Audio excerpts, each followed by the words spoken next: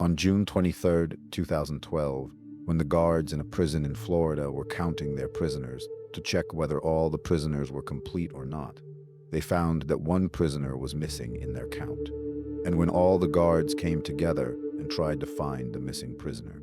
But when they find the missing prisoner, it shocks the guards to see the condition in which he was found.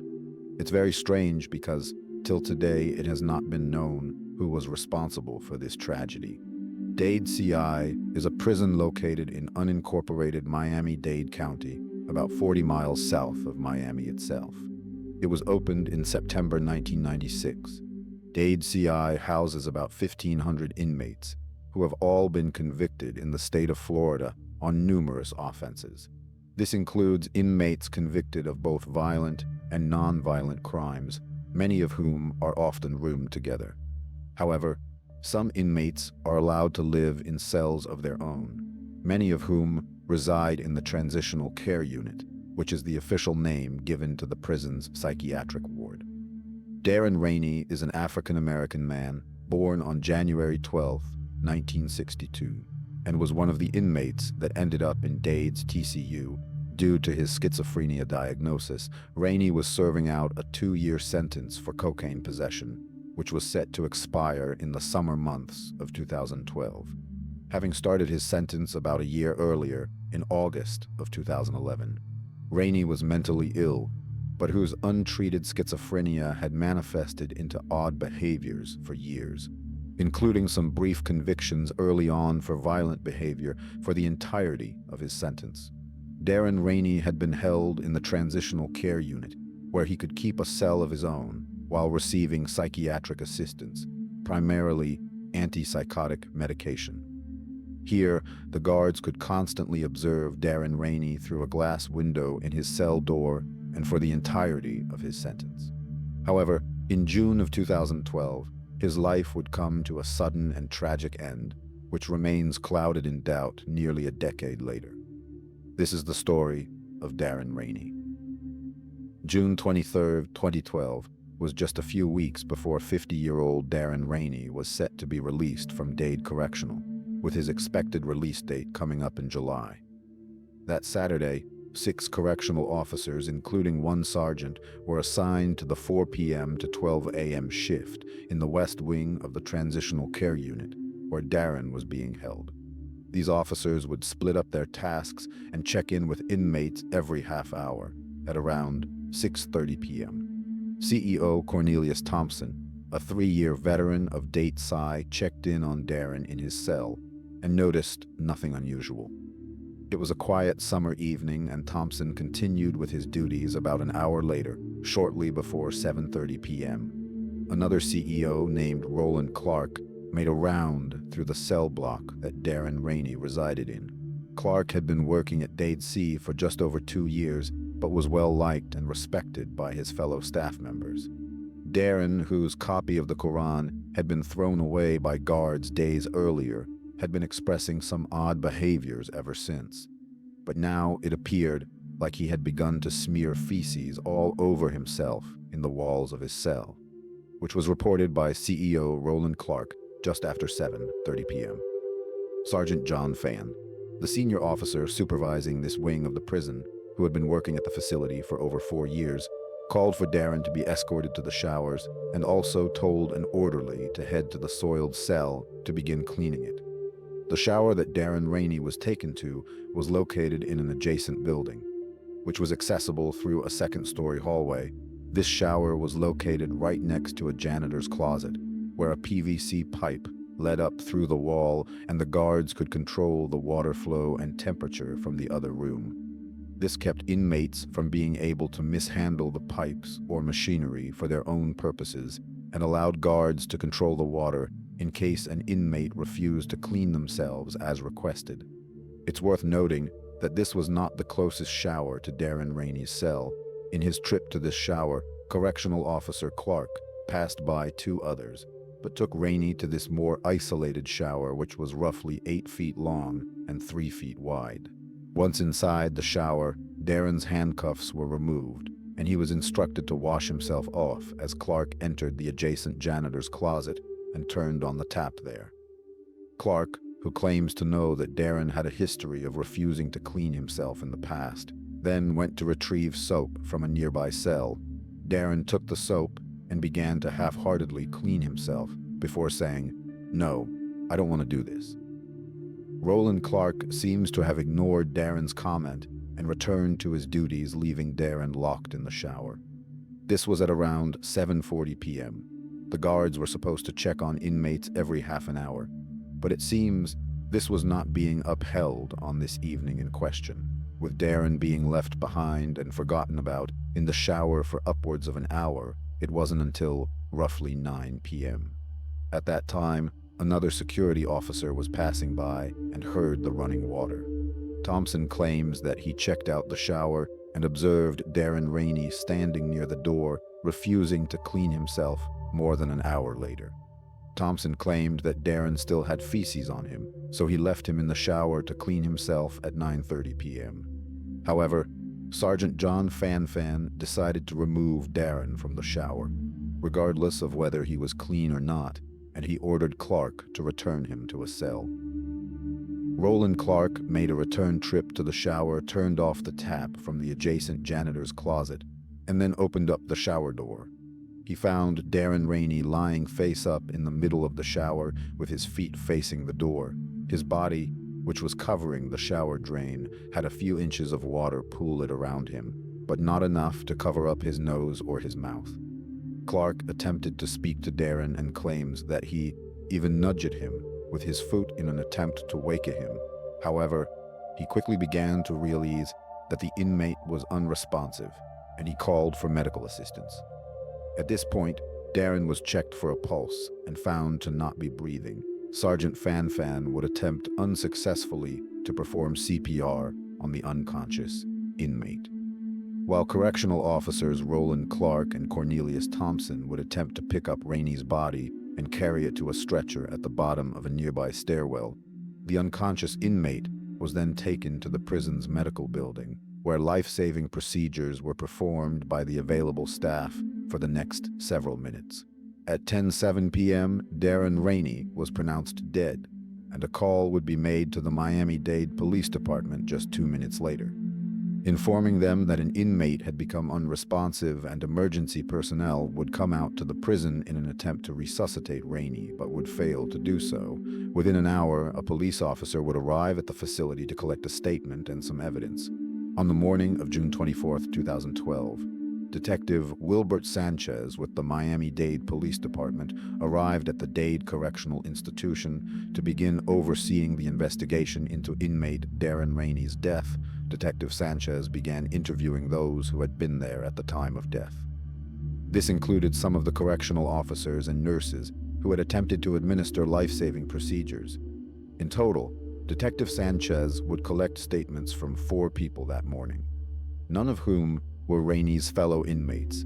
4 people who spoke to Detective Sanchez that morning. At least one pointed out the red areas of Darren Rainey's body, which indicated potential burns to his skin. It was impossible to ignore that, as images of the inmate's corpse would reveal that skin had started to slip off a large chunk of his body, including his face, torso, back arms, and legs, everywhere but his feet. Despite that, the CEOs that had overseen that wing of the prison that evening told Detective Sanchez that Rainey had not screamed or given any kind of inclination, that he was in pain while in the shower, having been left in there for roughly 2 hours with very minimal supervision. As a result, Detective Sanchez labeled Darren Rainey's death as unclassified, pending a further investigation, which would necessitate a thorough autopsy to be held later that day.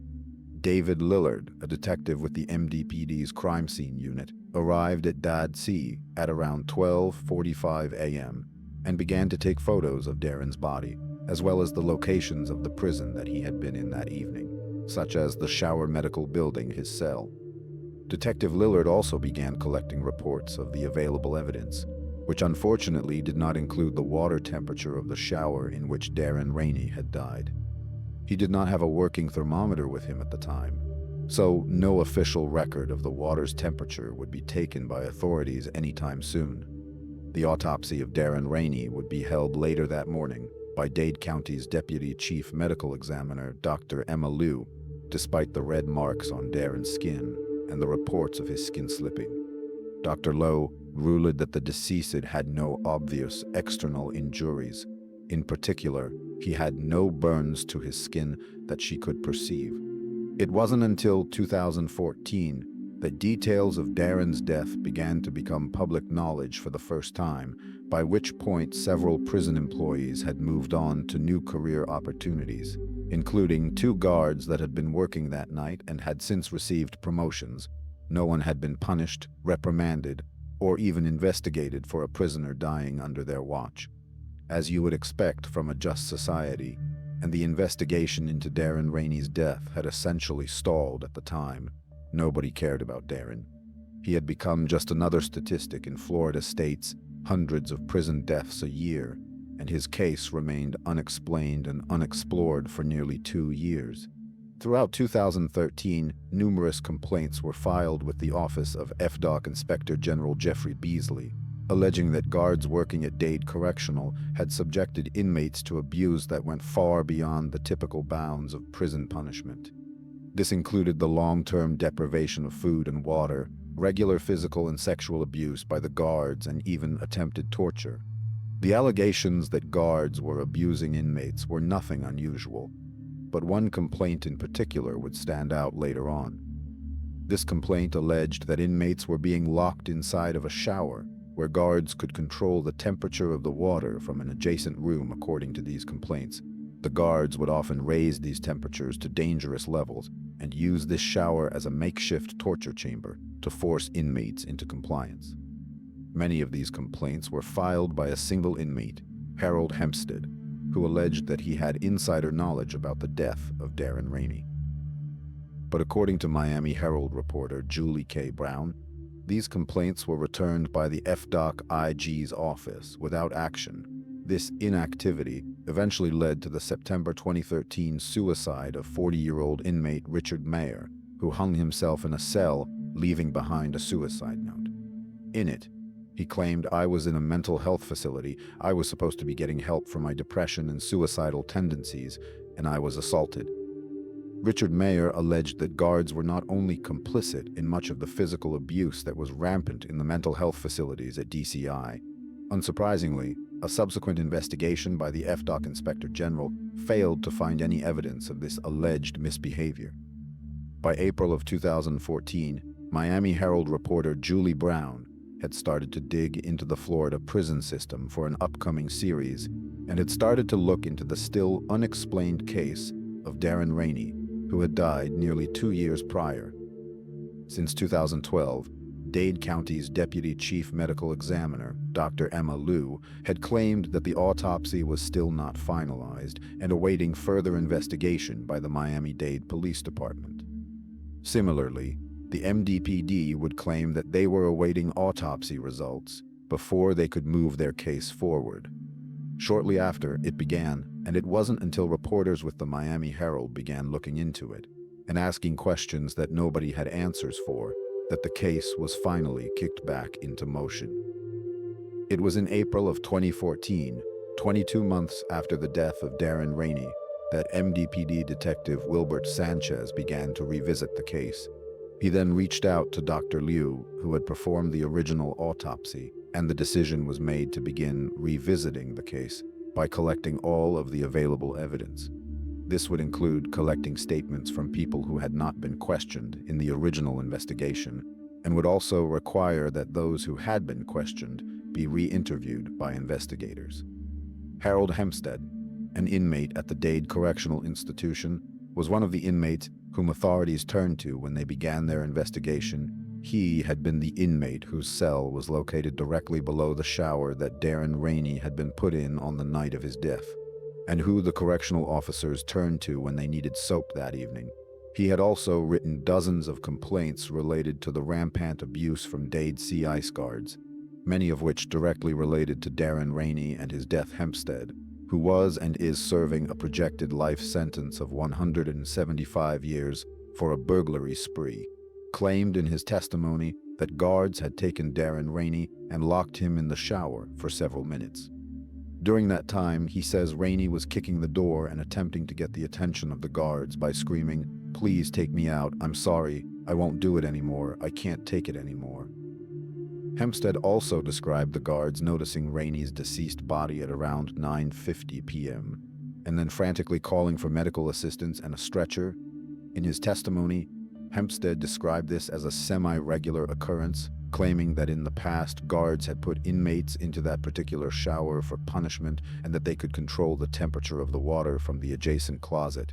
He alleged that other inmates had faced similar treatment, sometimes with cold water and other times with hot, but that it had never been done to this extreme before. He also claimed that the size of the shower, which was roughly 8 feet by 3 feet, was just large enough to avoid getting hit directly with the water, but that it would begin to pool around the inmates' feet. Meanwhile, the heat and steam would continue to build up with the slots in the door, providing very little ventilation for those inside. Michael J. McLaughlin, another inmate who was serving an extended sentence at Dade, was housed close to the shower.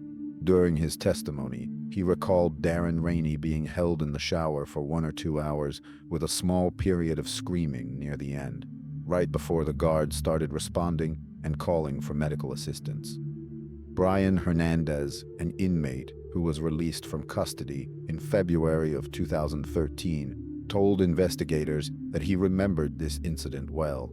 "You recall Darren Rainey being taken to the shower early in the evening and then left there. This was followed by an extended period in which Rainey was screaming that he wanted out.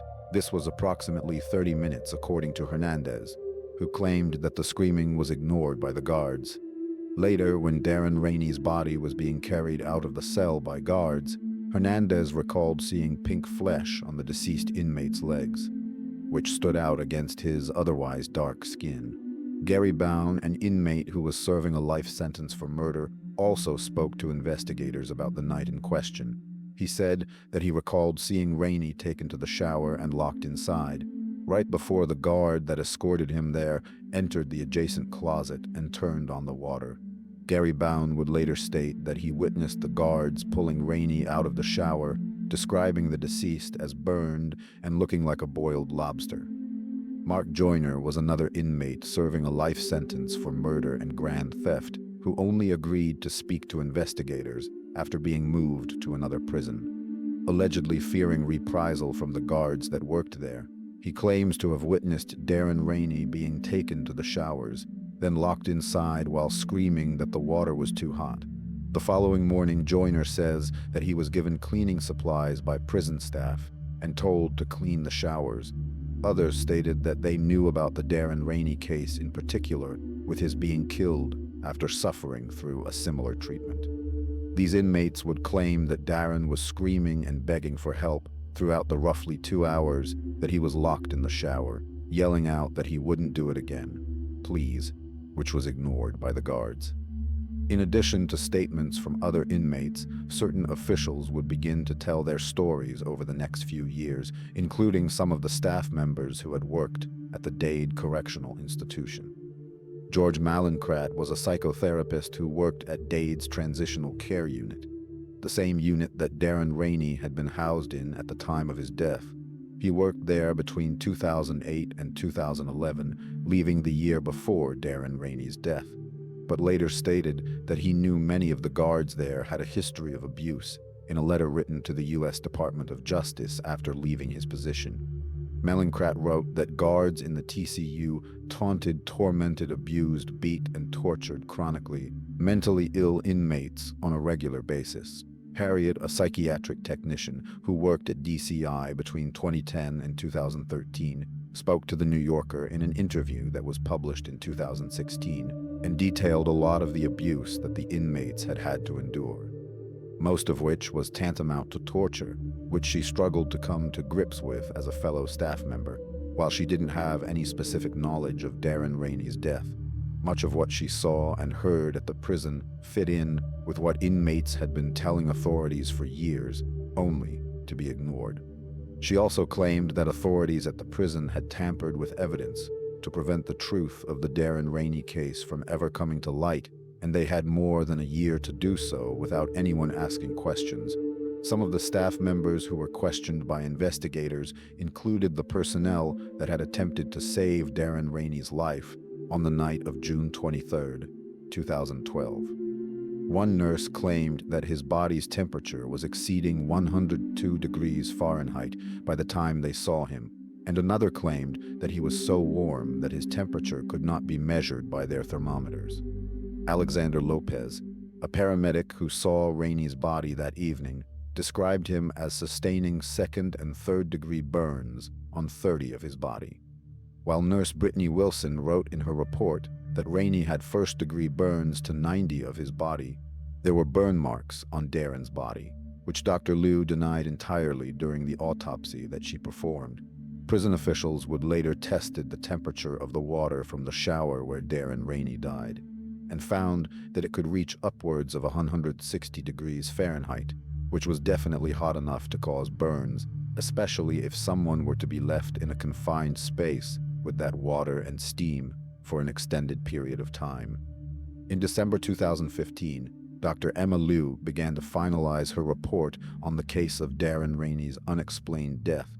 Dr. Liu ruled that Darren Rainey's cause of death was accidental in her report. She included information about Rainey's history of schizophrenia, which may or may not have impacted his nervous system and elevated his body's temperature. Dr. Liu's conclusion seemed to ignore the skin slippage all over Darren's body, which she had noted in her prior autopsy as visible trauma throughout the decedent's body. But because Dr. Liu had found these to not be burns, she stated that Darren Rainey's skin, which was quite literally slipping off of his body by the time it was discovered, had been caused by friction. She added that this had been made possible because decomposition takes place quickly, aided by the hot and humid environment of the shower. Later, when asked why it had taken her nearly 4 years to come to this conclusion, Dr. Liu explained that there had been 174 deaths in local area prisons over the past decade, and each had required its own separate investigation. However, according to Dr. Liu, there had been no sign of abuse in any of these cases, which seems to be almost statistically impossible. In 2017, Catherine Fernandez Rundle, the state attorney for Miami-Dade County, would follow this up by releasing a 101-page report, which explained why none of the guards were responsible for locking Darren Rainey in a shower for close to 2 hours, ultimately leading to his death, would be facing charges. The report, which was released late on a Friday afternoon on St. Patrick's Day. In 2014, a black female inmate named Latandra Ellington died just days after writing letters to her family, expressing fears that guards were going to harm her. A couple of guards reportedly threatened her after she witnessed them doing illegal activities, and her death, which was declared to have been caused by heart disease, ignoring the bruises that covered her body, continues to be mired in mystery and confusion today. The year 2000, more than 2,000 inmates have died in Florida prisons, and countless others have received cruel treatment that continues to be ignored by the world at large, and/or covered up by the authorities that are meant to uphold the integrity of our criminal justice system. Of the 2,000 deaths, in January 2018, the family of Darren Rainey received a $4.5 million settlement from Florida's Department of Corrections, which, as always, was paid out through taxpayer money. To date, no one has been charged with his death. And despite the state of Florida paying out a 7-figure settlement to make the case from his family go away, his death remains listed as accidental. So it means that the story of Darren Rainey remains unresolved. So this is the story of Darren Rainey. If you like the video, just subscribe to this channel and hit the bell icon to become our family.